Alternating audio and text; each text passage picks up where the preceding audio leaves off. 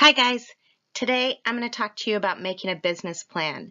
Making a business plan can be difficult, can seem overwhelming, and it's really not. It's really just a roadmap to how are you going to get to success. If you don't plan, then you don't know where you're going, and without a plan, you can't be successful. So it's important to know where you're going, why you're going there, and how you're going to get there. So let's get started. So in these first few slides, I'm going to ask you a bunch of questions about your business, about why you're building your business, that sort of thing, so that you can get to know all of the things that you're going to need to know to actually create your business plan. These first two are the most important. Knowing why you want to build this business, really detailing why you want this business is the most important. It's going to be the basis for everything from here on out.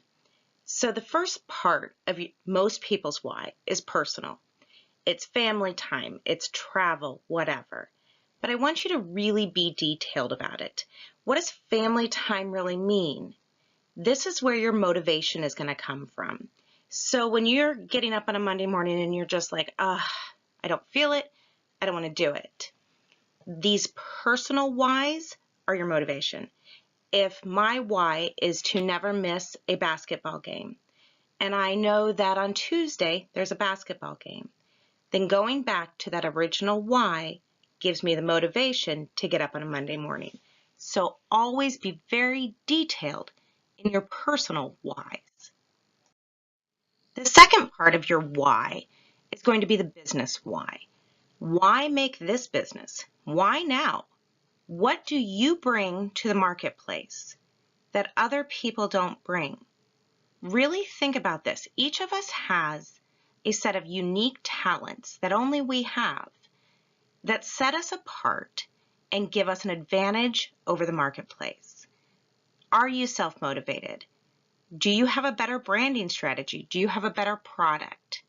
Really look into your business and start to recognize why you think your business is going to work. This is the foundation for your business. And when you are having a bad day, when sales are slow, when things aren't working the way you think they should be, this is what you're going to come back to, your business why. What was your foundation? And it may change. Maybe you're going to learn a new product and become really passionate about that. That's okay.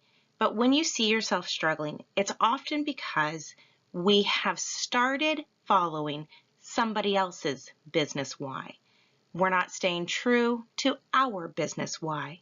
You can't make a business just replicating somebody else's and be successful. You're going to have to lean in to your unique talents, your advantages, and know what is going to set you apart from the crowd. Understanding your why is important because you're going to use those whys to create a vision statement for your business. So my vision for my business is to create a business that will bring blank product to market using my blank advantage to facilitate blank in my life or the life of my potential customers. That's just a sample vision statement. Yours can be as varied, as long, as short as you want.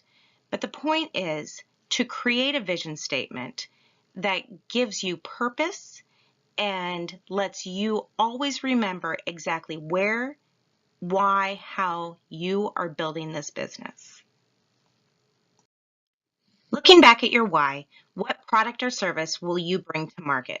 I told you those whys were going to be important. So what product do you want to bring to market?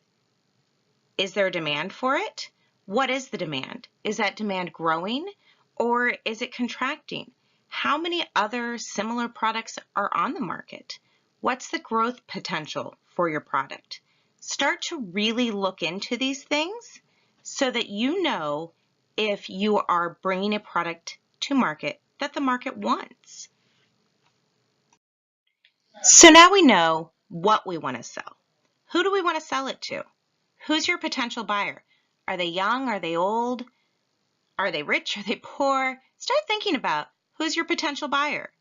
Really know who they are. What benefit is your product or your service going to bring to your buyer? Do you have a competitive advantage there?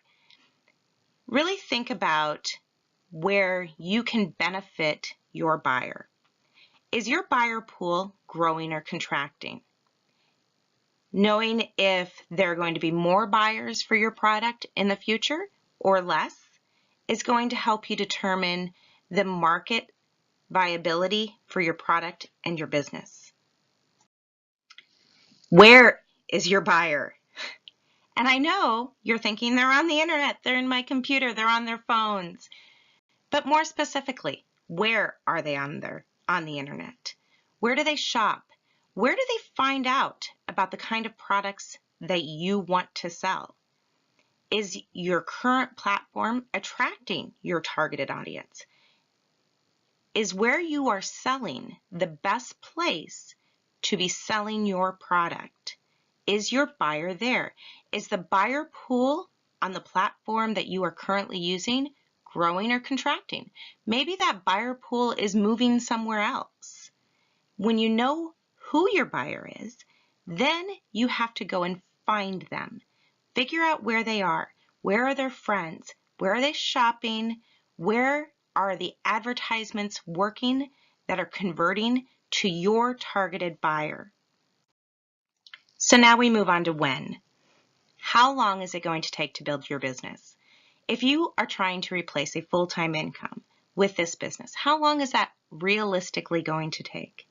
It's probably going to take more than a couple of weeks.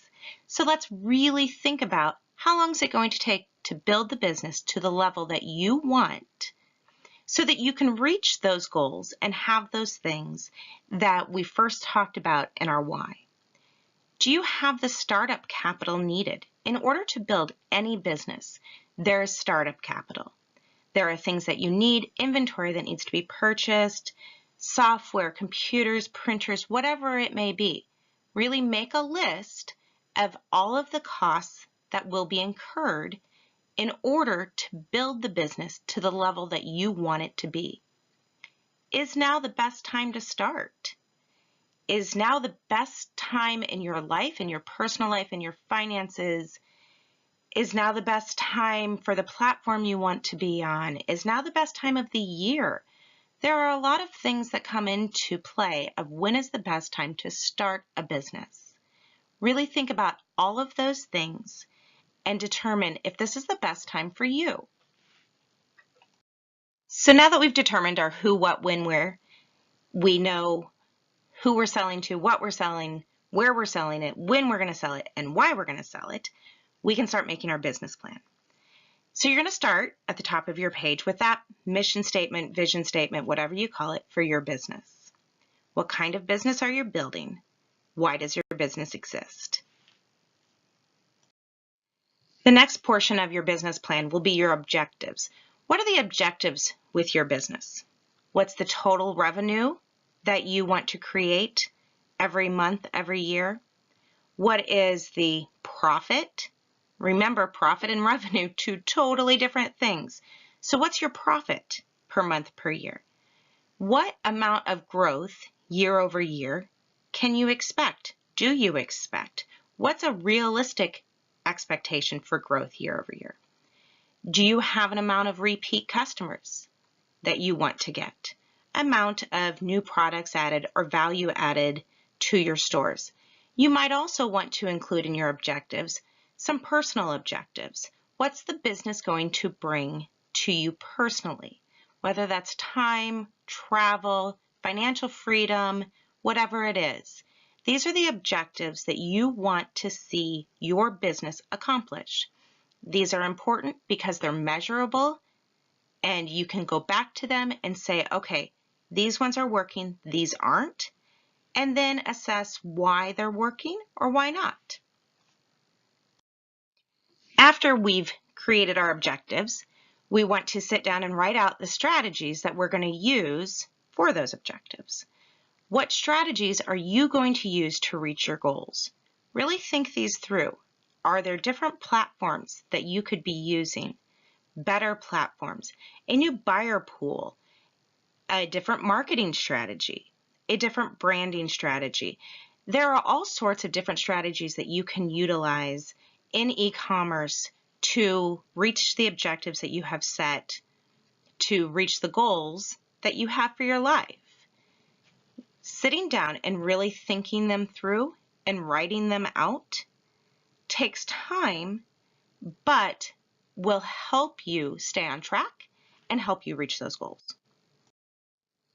Last but not least, we're going to create an action plan. The last part of our business plan will say action. So what measurable actions are you going to take monthly, daily, yearly, however you want to plan it out to reach those goals? So whether it is I'm going to add this much value, this many products, I'm going to do this branding exercise, I'm going to advertise here, there, or the other place, whatever it is, measurable actions that you can take to reach your goals. This is important because you need to be able to see what is working and what isn't. So if you don't know, well, this month I'm going to try advertising on social media. If you don't have that written out, then you don't know if it really worked or not. These are measurable actions that you can take, that you can go back to and say, okay, this one worked, this one didn't. You're going to adjust your action plan accordingly as the year goes on. So that's the last part of our business plan. So your business plan now has your mission statement. It has a list of objectives, a list of strategies, and an action plan that you are going to take to be successful in 2018.